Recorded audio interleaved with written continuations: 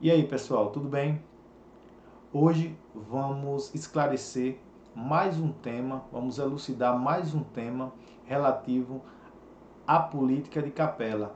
Vamos falar sobre a possível candidatura da irmã do ex-prefeito Manuel Messias Suquita Santos. Pessoal, nesses últimos dias foram lançadas algumas candidaturas, algumas chapas, na verdade duas chapas, uma da atual prefeita e outra agora do ex-prefeito, na verdade, de Capela, Manuel Messias. O mesmo tentou, na verdade, vai tentar a eleição com sua irmã, vai tentar emplacar a chapa com sua irmã, Mirani, Clara Mirani, que ele preferiu chamar, até por motivos óbvios de imagem, de Clara Suquita.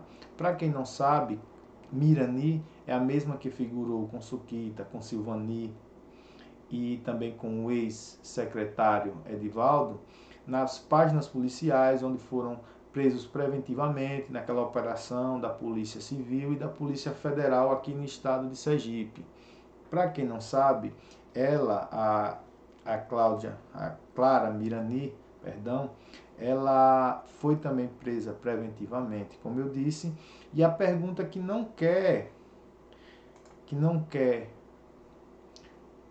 a dúvida que não quer calar é relacionado a se ela pode ou não ser candidata. Hoje preparamos aqui um material que visa tão única e exclusivamente mostrar no direito brasileiro a situação que Suquita sabe, porque é pacífico no direito, assim seus advogados já lhe alertaram. Pena que ele tenta enganar a população. Mas aqui vamos esclarecer justamente esse ponto para que ninguém tenha dúvida que a chapa imposta pelo ex-prefeito Suquita é uma chapa fake. No final do vídeo eu vou dizer a você por que é uma chapa fake. Vamos lá. Antes de tudo, eu vou pedir que você se inscreva no canal, que curta, deixe lá seu comentário. É muito importante para a gente. Pode até sugerir um tema. Quem lembra da última eleição, em 2016, onde quem figurou como candidata foi a Silvani Manlac, na época esposa do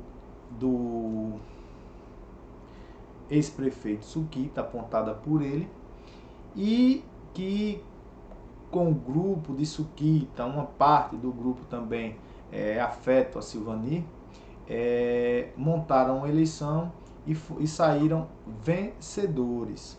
Só que o que acontece? Durante o mandato, eles se desentenderam e se separaram e romperam. Depois, hoje, cada um já está convivendo. Suquita convive com sua esposa, Silvani também, mas isso aqui não vem ao caso. O problema é que Suquita decide montar uma chapa para prefeito e enfrentar Silvani. São vários candidatos, os dois não são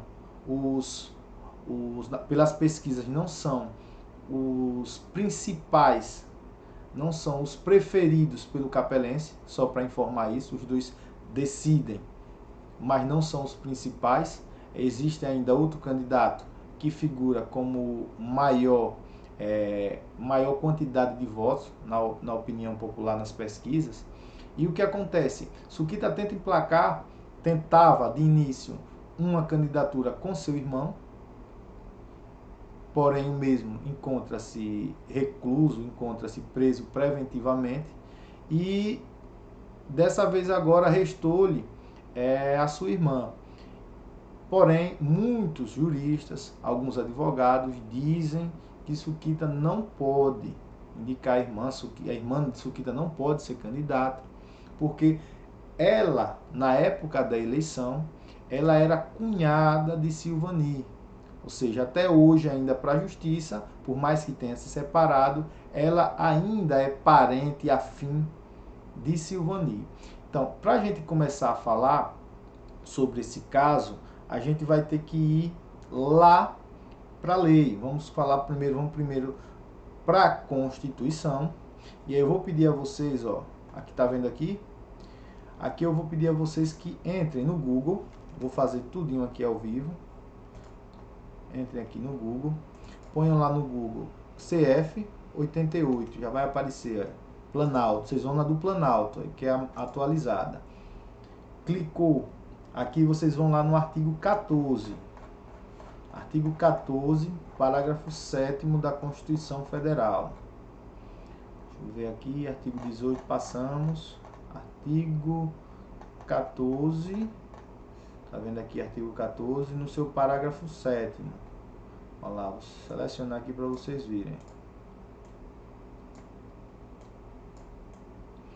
Pronto, artigo 14, parágrafo 7º.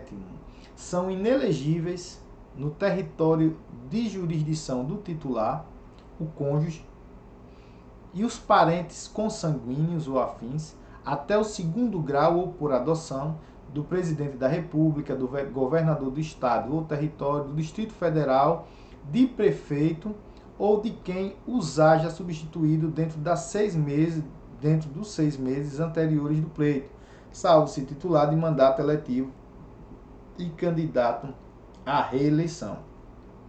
O que é que esse dispositivo aqui da Constituição vem nos falar?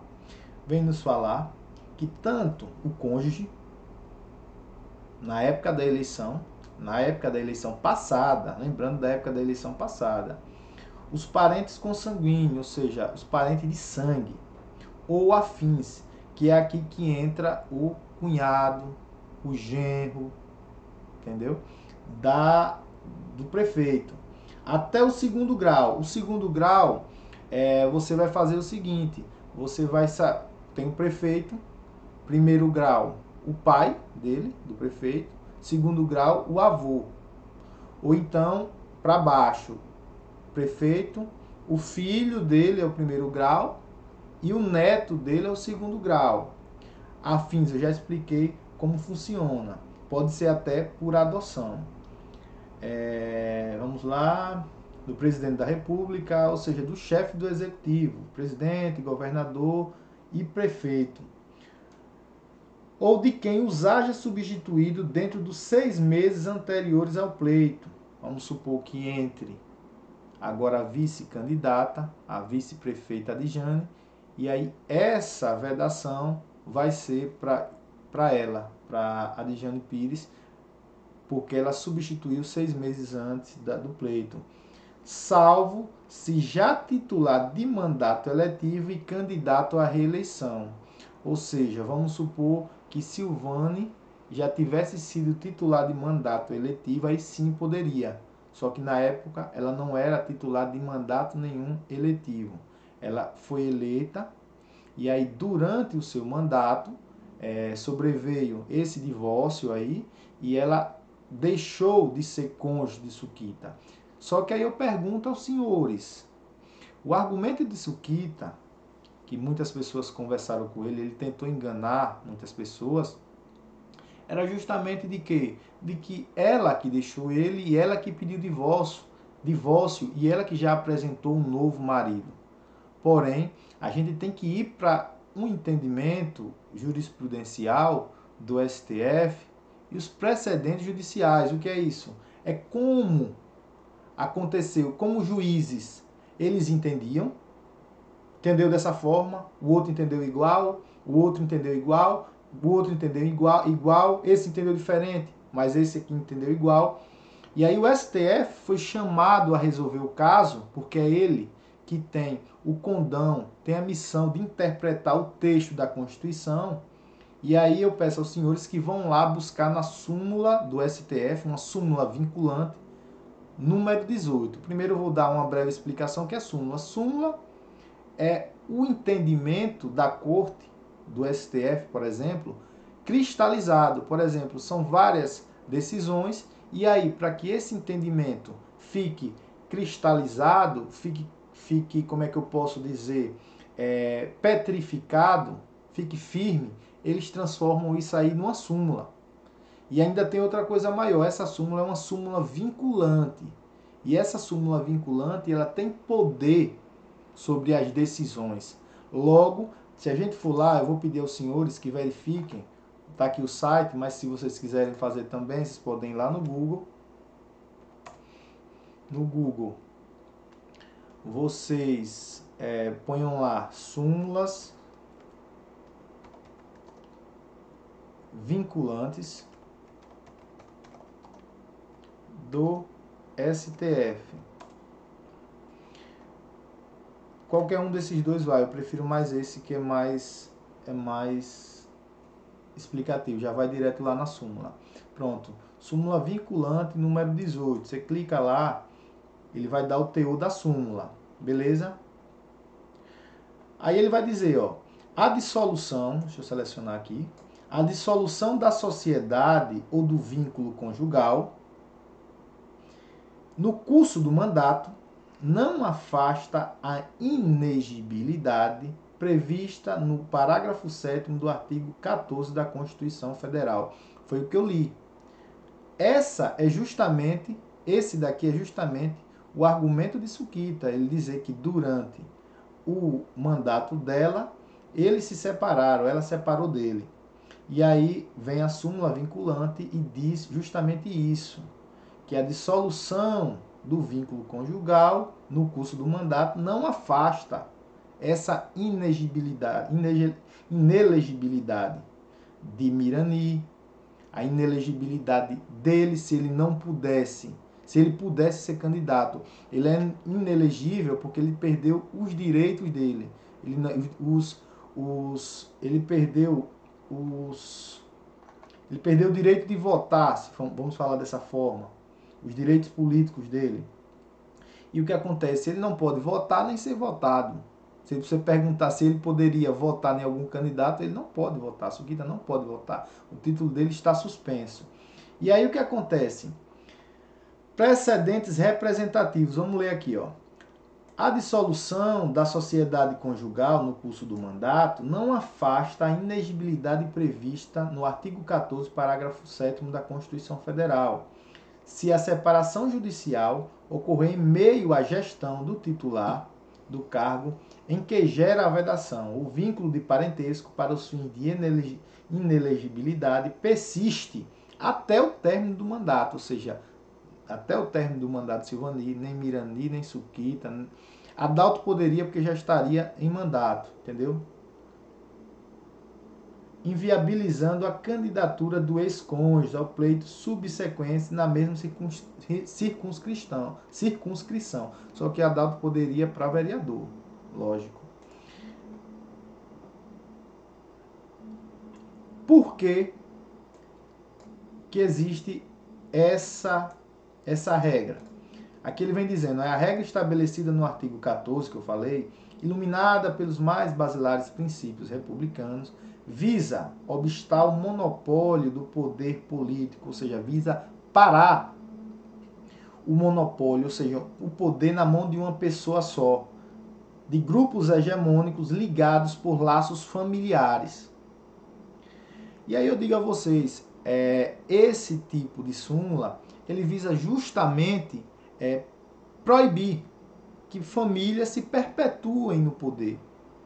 Aí vocês me dizem, não, Macedo, mas eles não são mais uma família. Porém, mesmo eles não sendo uma família, esse dispositivo da Constituição e essa súmula é justamente para que não haja farsa e essas pessoas se separem de H para poder se perpetuar no poder. Pode alguém ainda vir a dizer, não, que o caso do Sukita é diferente, que realmente, mas entenda, são situações objetivas, ou seja, são as regras do jogo. Se acontecer isso, não pode ser candidato. E vamos lá para vocês verem que é objetivo. Ó. Jurisprudência selecionada, dissolução da sociedade conjugal durante o mandato e causa objetiva, como eu falei, a regra de inelegibilidade. A pretensão, portanto, esbarra no enunciado da súmula vinculante número 18, que é essa que eu estou lendo, acabei de ler. Como se observa, a inelegibilidade preconizada no enunciado da referência à súmula é objetiva, isto é, se a dissolução da sociedade ou do vínculo conjugal ocorrer apenas no transcorrer do segundo mandato do então prefeito, o cônjuge, tal como o ex-mandatário com quem mantinha o vínculo patrimonial, mantém-se inelegível para disputar o cargo de chefe do executivo municipal para o pleito subsequente. Ele fala aqui, pouco importa, portanto, se houve ou não anterior separação, de fato deflagrada no primeiro mandato, exercido por seu ex-marido. Além disso, a discussão quanto à existência de fraude é irrelevante. É irrelevante, pois, como dito, a hipótese descrita na súmula exige o preenchimento de circunstância objetiva. Ou seja, é chato estar lendo, mas aqui eu mostrei que li o texto, não apenas o texto da Constituição, que está acima de qualquer lei, e também o texto da súmula vinculante do STF, é o entendimento de quem interpreta a Constituição. Logo, o que a gente tem a dizer é justamente o que, pessoal? Vão tentar enganar o eleitorado capelense. Com qual objetivo? Com qual finalidade? Se o que está lançando agora, nesse momento, uma chapa fake, ele vai atrair lideranças, vai atrair votos, vai buscar angariar, arregimentar pessoas para trabalhar para ele, para buscar aquela coisa e reunir em torno dele. E o objetivo disso, e eu vou fazer uma premonição, é um pouco mais doloroso. É para que no final, quando se possa, ainda antes de fechar as datas de modificar as chapas, ele, quando tudo já estiver fechado, quando todos os acordos estiverem fechados, e aí ele vai e lança a Adjane Pires, que é a atual vice-prefeita, uma pessoa que não é de Capela, uma pessoa que não vive em Capela, uma pessoa que o capelense não conhece, uma pessoa que não gasta dinheiro em Capela, uma pessoa que não tem empresa em Capela, ou ela ou seu marido, que é mais estranho ainda aos capelenses. Esse é o possível plano de Suquita, que eu estou aqui para mostrar essa jogada de xadrez que ele vai tentar fazer e vai tentar enganar o seu eleitorado e vai tentar enganar os capelenses em prol do projeto de poder, em prol do projeto egoísta e egocêntrico desse ex-candidato, ex-prefeito também, na verdade, ex-prefeito de Capela, e que hoje ele tenta, de toda forma, voltar ao poder. Vou pedir que vocês se inscrevam mais uma vez no canal, vou pedir que vocês curtam, que é difícil a gente fazer esse vídeo, buscar informações e debatendo com vocês, debatendo política, e a gente vai buscando informações e ver e se antecipa para poder esclarecer para vocês. Muito obrigado.